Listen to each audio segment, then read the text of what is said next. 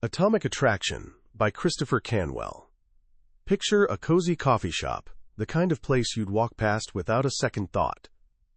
But for a young guy named Peter, it becomes the center of his universe. Why? Because she walks in, the woman who makes everything else fade into the background. Beautiful, graceful, and absolutely captivating. So Peter starts showing up every single day, hoping for just one chance to talk to her. He watches from across the room, heart pounding every time she walks by. Deep down, he knows he'll kick himself forever if he doesn't at least try. But here's the thing. Every time he gets close to approaching her, his body betrays him. His throat closes up, words vanish. He's completely frozen by this fear he doesn't even understand. Finally, after torturous weeks of this mental battle, he finds his courage. He spots her adding cinnamon to her cappuccino, walks over, lifts his own coffee cup with a nervous smile, and manages to say, "Hi, I'm Peter." She gives him this tiny, distant smile, the kind that says absolutely nothing. Then she turns around and walks straight out of the coffee shop. No words. No acknowledgement. Nothing. Peter stands there completely crushed, feeling like the floor just opened up beneath him. Am I really that unattractive, he wonders? What did I do wrong? Now hold on to that gut-wrenching feeling for a moment. Because 3 months later, almost the exact same scene unfolds. Same woman, same coffee shop, same cinnamon cappuccino. But this time a different guy approaches her. His name is Paul. He doesn't introduce himself with, "Hi, I'm Paul." He simply leans in, catches her eye, and says one word. "Hey." And everything changes. She looks up, intrigued. There's this quiet confidence in his eyes she can't ignore. He touches her arm lightly, and they start talking. Within minutes, she's laughing, smiling, completely engaged. So here's the million-dollar question. Why? What made Jane shut down Peter but open up to Paul? They both walked up and said something simple, yet one got completely iced out, while the other got an invitation into her world. The answer to that question is what this entire story is about. It comes from a book called Atomic Attraction by Christopher Canwell, a psychologist who spent years decoding the hidden patterns of human connection. This isn't about cheesy pickup lines or manipulation tactics. It's based on over 120 scientific studies that reveal the invisible forces determining who we find attractive. Here's what I can promise you. By the end of our time together, you'll understand exactly what separated Peter from Paul. You'll see that attraction isn't about luck, looks, or how much money you have. It's actually a science. And once you understand how it works, you'll never see yourself or the world around you quite the same way again. So what is this mysterious language of attraction? Well, to crack that code, we first need to unlearn pretty much everything we've been taught about being a nice guy. Think about it. From the time we're kids, we hear the same messages. Be polite, be agreeable, put women on a pedestal. We're basically told that if we're just supportive enough, kind enough, chivalrous enough, women will naturally fall for us. Turns out that's completely backwards. Christopher Canwell argues that this nice guy syndrome actually destroys attraction. Why? Because it screams weakness. When you're constantly trying to please a woman, terrified of offending her, desperately seeking her approval at every turn, you're broadcasting a fundamental lack of self-respect. You're acting subservient, and that's the exact opposite of what triggers attraction. The book opens with this powerful quote from Ralph Waldo Emerson: "Shallow men believe in luck. Strong men believe in cause and effect." Attraction works on cause and effect. It's not random chance. It's about becoming the kind of person who naturally causes attraction. So how do you do that? It starts way before you ever say a word to anyone. It starts with who you are. It begins with your body. Think of your body as a walking billboard. It communicates everything about you before you open your mouth.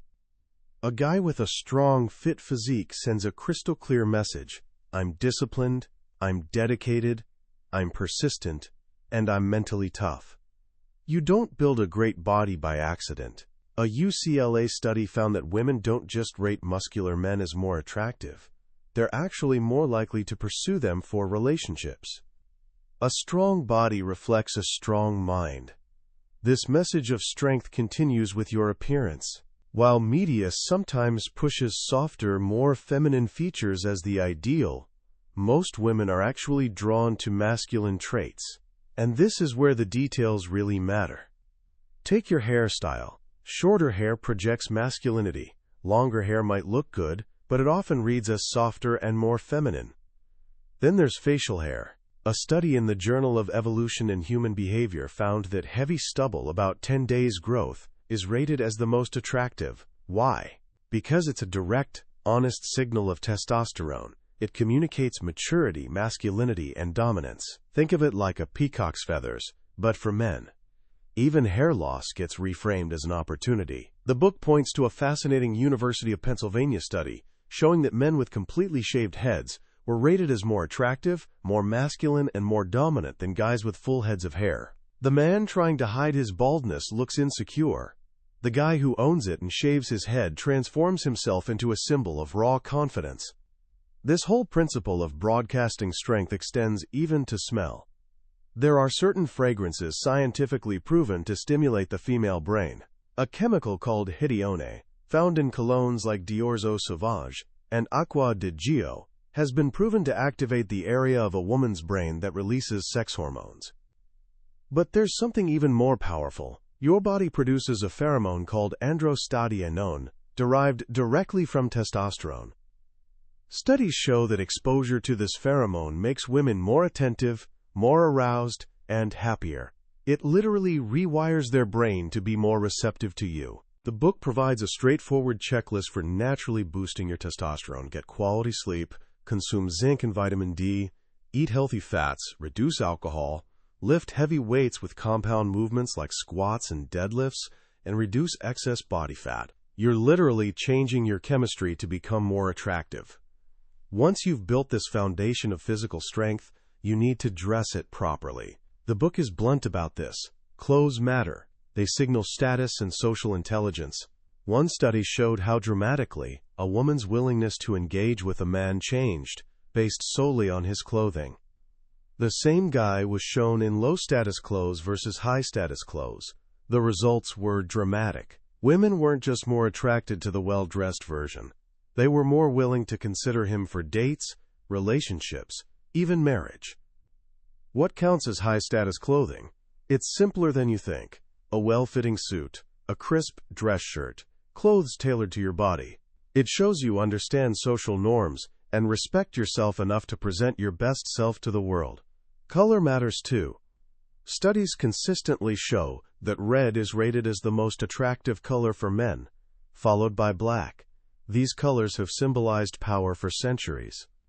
But all these external changes, the physique, the grooming, the clothes, are just the outer layer. They reflect the most important transformation of all, your mindset. This is where the book introduces the critical concept of alpha versus beta male. Forget the stereotypes of chest-thumping gorillas. The author defines it simply. The alpha male consistently chooses strength over weakness. The beta male consistently chooses weakness over strength. That's it. It's a choice you make in every single interaction. Your girlfriend says she wants to break up. The weak response is begging and pleading. The strong response is walking away with dignity. That's the alpha path. A woman doesn't respond to your texts. The weak move is sending more messages, chasing a response. The strong move is backing off and ignoring her until she reaches out. When you're uncertain about what to do, just ask yourself, what's the strongest action I can take right now? This mindset, this commitment to self-respect above everything else, is what builds your sexual market value. It's an invisible score that women constantly read. A man with high sexual market value has options. He's not desperate. He doesn't need any one woman's approval, and that's precisely what makes him magnetic. He's a challenge. So now you've done the internal work. You've built the foundation. You're projecting strength through your body, your style, and your mindset. Now it's time to step into the world and create that initial spark of attraction. The book makes a powerful point. The ability to approach a woman directly in person is one of the rarest and most attractive qualities a man can have today. In our world of endless swiping and texting, the guy who has the confidence to walk up to a woman and express his interest immediately stands out from 99% of other men. Remember the story of Sabrina? She's talking online with a nice guy named Robbie. Great connection. But then, one day on the subway, a complete stranger named Paul walks straight up to her, compliments her dress, and confidently asks for her number. Instantly, her interest in the safe online guy evaporates. Why? Because Paul demonstrated real-world confidence. He took a risk. He made her feel special in a way no text message ever could. But how do you actually approach? You don't need some clever pickup line. In fact, studies show women prefer a simple hi or hello over anything rehearsed or cheesy. The book suggests using an environmental approach. Just comment on something in your shared environment. At the gym, hey, how's your workout going? At the supermarket, excuse me, do you know where the coffee is? The actual words barely matter. They're just an excuse to start talking. Your real communication happens through body language. And this is where most guys are completely blind. The author cites research showing that women initiate up to 90% of all seductions through subtle, non-verbal signals. Men just don't know how to read them. The book breaks down a 5-step process women go through when they're interested. Step 1. Eye contact. She's letting you know she's noticed you. Step 2. Smiling. This is the invitation. She likes what she sees. Step 3. Communication. This is your cue to approach and start talking. Step 4. Preening. This is where she signals attraction, playing with her hair, touching her neck, exposing the underside of her wrist, or breathing more deeply. These are all subconscious signals of availability. Step 5. Touch. She'll find an excuse to lightly touch your arm or shoulder, letting you know it's okay to escalate. Once you learn to recognize these signals, it's like discovering a secret language. You're no longer guessing whether a woman is interested. She's telling you, loud and clear. Of course, your body language matters just as much. Research shows that dominant, open, and expansive body language makes men appear far more attractive. Take up space. Uncross your arms. Keep your shoulders back, and most importantly, maintain eye contact. A Loyola Marymount University study found that men who hold a woman's gaze are perceived as more intelligent, more confident, and more attractive. The book tells a wonderful story about Sean Connery's James Bond audition. The producers and author initially thought he was too rough for the part, but when he walked into the room, he moved with the smooth, self-assured grace of a panther. After he left, they watched from their office window as he walked down the street. He moved, as one producer recalled, as if he owned every bit of the street. That pure, non-verbal self-confidence won him the role. That's attractive body language. And then there's the smile. We're taught to smile constantly, to be friendly.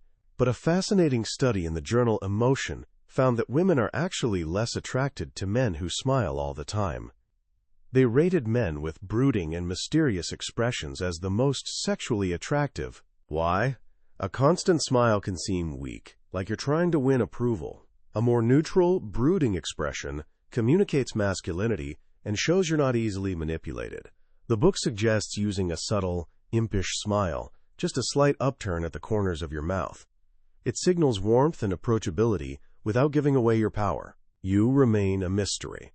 And maintaining that mystery is key to the next phase, building and deepening attraction. This is the dance of seduction. Canwell breaks it into 2 stages: first contact and the chase. In the beginning, it's natural for the man to pursue. He initiates contact, sets up dates, but the biggest mistake men make is never stopping the chase. A successful seduction requires a shift. At some point, you need to back off and let the woman start chasing you. If you're always texting first, always making plans, always expressing your feelings, you're communicating neediness. You're showing her you want the relationship more than she does. And that kills attraction. This is why the book warns against rushing the seduction process. The story of Vanessa and Eric is heartbreaking. They had incredible chemistry, but only a month in, Eric confesses his undying love and talks about settling down. To him, it felt romantic. To her, it was a red flag. His relationship focus signaled fundamental weakness. Soon after, she told him she needed space, and it was over. The same applies to investing too much too soon. Don't try to impress her with expensive dinners or lavish gifts. The unattractive man feels the need to impress. The attractive man knows his presence is enough. The secret is maintaining mystery. If you're texting for hours every day, discussing everything from childhood dreams to what you had for lunch, what's left to discover? You become predictable. And predictable is boring. The story of Ingrid, Ken, and Phil perfectly illustrates this. Ingrid meets two men. Ken is constantly available, texting good morning every day. He's sweet, responsive, and predictable. Phil is a mystery. He barely texts. He's elusive. When both men ask her out for Saturday night, Ken asked first. But Ingrid cancels on safe, predictable Ken to go out with mysterious Phil. She instinctively knew the less available man was the bigger prize. A University of Virginia study confirmed this. Women rated men in 3 categories: men who liked them, men who had no feelings for them, and men whose feelings were unknown. Who did they find most attractive? The men whose feelings were unknown. Uncertainty increases attraction. The more a woman wonders about you, the more she'll find you desirable. This dance continues with words and touch. Women are primarily auditory creatures. They have a weakness for words, but not just any words. Serious, logical talk about business or politics does nothing for attraction. It's about storytelling. Men who are good storytellers are perceived as having higher status and social intelligence. It shows you've lived an interesting life. The key is keeping your stories fluid and engaging, never boring or overly detailed. Then there's touch. Touch is one of the most powerful tools in seduction. Studies show that a simple, light touch on a woman's arm can dramatically increase compliance. Men asking for phone numbers or asking women to dance were far more successful when they included a brief touch. Why? Women in the study perceived the men who touched them as more confident. But the touch must be confident, never hesitant or clumsy. And you need to distinguish between playful, non-needy touch on the arm, shoulder, or back versus needy, clingy touch like constant hand-holding or hugging for comfort. The secure man doesn't seek a woman's touch for validation. So you've built the foundation, created the spark, and fanned the flames. How do you keep the fire alive long-term? This is the final and perhaps most challenging stage, maintaining attraction. The book opens this section with a harsh reality. Over 50% of marriages end in divorce, and women initiate about 70% of them. The main reason? Loss of attraction. The story of Ben and Irene serves as a warning. Ben was a player, skilled at seduction, but when he fell for Irene and decided to settle down, he changed. He became the perfect, attentive, relationship-focused husband. He bought her a house, constantly told her he loved her, and made her his #1 priority. What happened? She grew to feel contempt for him. He was no longer the strong, challenging man she fell for. He'd become weak and predictable. The relationship ended in disaster. This is the central paradox of long-term attraction. The very things that create comfort and security, predictability, constant reassurance, avoiding conflict, are often what kill desire. Attraction doesn't grow in safety, the author argues. It grows in a landscape of anxiety, fear, jealousy, and uncertainty. One of the most powerful principles for maintaining this tension is that attraction grows in space. In any relationship, both people need to maintain their individual identity. When two people merge into one, spending every moment together, the mystery dies. Desire fades. You need space to miss someone. You need distance to feel that magnetic pull. In long-term relationships, this means having separate hobbies, separate friends, and your own life outside the relationship. The book even suggests that occasionally sleeping in separate beds can powerfully reintroduce space and reignite a dying bedroom. Within that space, conflict is inevitable. A woman's emotions are like weather, they can change instantly. The fatal mistake men make is trying to fight emotion with logic. If a woman is sad or angry, you can't reason her into happiness. The more you try to fix her problems, the more she'll resist. Instead, you need to mirror her emotions. If she pulls away, you pull away. If she grows distant, you grow distant. This restores tension and prevents you from appearing weak and needy. And you must be prepared for tests. The book is clear. Women always test. It's not conscious or malicious. It's an ingrained biological program designed to constantly gauge your strength. She might use a bitch test, being intentionally rude or disrespectful to see if you'll tolerate it.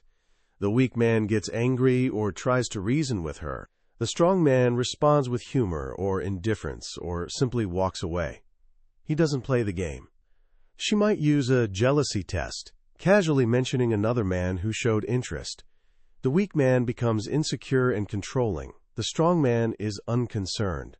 He knows his value and isn't threatened. Passing these tests always comes back to one thing: choosing the strongest, most confident action, free from fear and insecurity. But what happens when attraction is already dying? When a woman has pulled away so far the relationship is hanging by a thread? This is where the book introduces its most potent and perhaps controversial strategy: inducing dread and uncertainty. This isn't about being cruel. It's about using psychological leverage to save a dying connection. The idea is triggering her fear of loss. Remember, the pain of losing something is far more powerful than the pleasure of gaining something. How do you do this? By suddenly becoming scarce. You might ignore her calls for a few days. You might talk about how much you miss being single. You might post a picture on social media with other attractive women. You start working out, buying new clothes, improving yourself for you, not for her. Suddenly, the man she took for granted is no longer guaranteed. He's become unpredictable, high value, and desirable again. This jolt of anxiety brings her focus back to you. Studies consistently show women are more attracted to men who put them into a slightly fearful or anxious state. One famous study found women rated men as more attractive right after getting off a roller coaster. That residual arousal from fear gets misattributed as attraction. Inducing dread works on the same principle. Ultimately, all these strategies, from building your body to handling tests to creating space, boil down to one single elusive quality: the X factor. And what is the X factor? It's attitude. It's the unshakable core of self-respect that informs everything you do. It's eliminating the need to be nice and embracing your own mission and purpose. The book explores the dark triad traits: narcissism, Machiavellianism, and psychopathy. Now, this doesn't mean becoming evil. It means adopting the functional aspects, being self-interested and putting your mission first, being assertive and going after what you want without apology, and being emotionally resilient and not getting derailed by other people's drama. Women aren't attracted to a man whose entire world revolves around her. They're attracted to a man who has his own world, his own purpose, and who invites her along for the ride. The man who fails with women seeks a relationship to give his life meaning. The man who succeeds finds meaning in his own life, and in doing so becomes utterly irresistible. Attraction isn't something you chase. It's something you become. As we wrap up our journey through atomic attraction, it's natural to feel a bit unsettled. The ideas in this book clash with so much of what we're told is right and proper. The notion that being less available, less responsive, and even a little selfish could be the key to a more passionate relationship, feels deeply counterintuitive, and, for some, even wrong. But dismissing it on those grounds would mean missing the profound wisdom at its core. This book isn't a manual for becoming heartless. If you read it that way, you've completely missed the point. At its heart, Atomic Attraction is about self-respect. It's a call for men to stop seeking validation from others and start building it from within. The strong body, the sharp clothes, the confident mindset. These aren't tricks to fool women. They're the external results of an internal commitment to becoming your best self. It's about understanding that your value doesn't come from a woman's approval. Your value is inherent, and it's your job, and yours alone, to cultivate it. The book's philosophy is challenging because it asks us to embrace uncomfortable truths about human nature. It forces us to acknowledge that attraction and love aren't the same thing. Attraction is raw and primal. It responds to strength, challenge, and mystery. Love, on the other hand, can grow from that attraction. It's about comfort, safety, and connection. The mistake so many make is trying to start with love, offering comfort and safety up front, and in doing so, smothering the very spark of attraction needed to ignite the fire. In a world increasingly confused about what it means to be a man, this book offers a clear, if sometimes stark, roadmap back to confident, authentic masculinity. It's not about dominating women, it's about leading your own life with such purpose and integrity that a woman feels compelled to join you. It's about moving from being a passenger in your love life to confidently taking the wheel. So how can you start applying these powerful ideas in your own life, starting today? Let me offer 3 simple actions. First, start with the physical. For the next 30 days, commit to a consistent workout routine. It doesn't have to be perfect. Just show up. Do this not to get a six-pack or impress anyone, but to feel the simple power of keeping a promise to yourself. True confidence begins with physical strength because it's tangible proof that you can endure discomfort for a greater goal. Second, practice the art of doing nothing. Next time you feel that jolt of anxiety because someone didn't text back immediately or canceled plans, resist the urge to fix it. Don't send another message. Don't ask if everything's okay. Just sit with that feeling of uncertainty. Observe it. Realize it won't break you. This is the first step toward mastering emotional resilience and showing you don't need anyone else's response to feel secure. And third, most importantly, define your mission. Spend 1 hour this week, just 1 hour, with a pen and paper, and write down what you want to achieve in your life that has absolutely nothing to do with a relationship. What skills do you want to master? What adventures do you want to have? What impact do you want to make? A man with a mission has purpose, and a man with purpose is the most attractive man of all. That was a deep dive into Atomic Attraction by Christopher Canwell. We've explored the core principles today, but I'll be honest, a summary, no matter how detailed, is like looking at a photograph of a magnificent feast. You can see the colors and shapes, but you can't taste the food. The real magic happens when you read the book yourself. It's in those quiet moments when a particular story or simple phrase connects with your own experiences in unexpected ways. This summary is a map, but the book is the journey. If anything we've talked about today has struck a chord with you, I encourage you to grab a copy. Reading it isn't just about learning tactics. It's an experience that can genuinely change how you see yourself and your place in the world. The link to the book is in the description below. Also, if you found value in our time together today, please hit that like button and subscribe to the channel. It lets me know these journeys are worthwhile and ensures you won't miss our next exploration into another life-changing book. Let's keep growing together.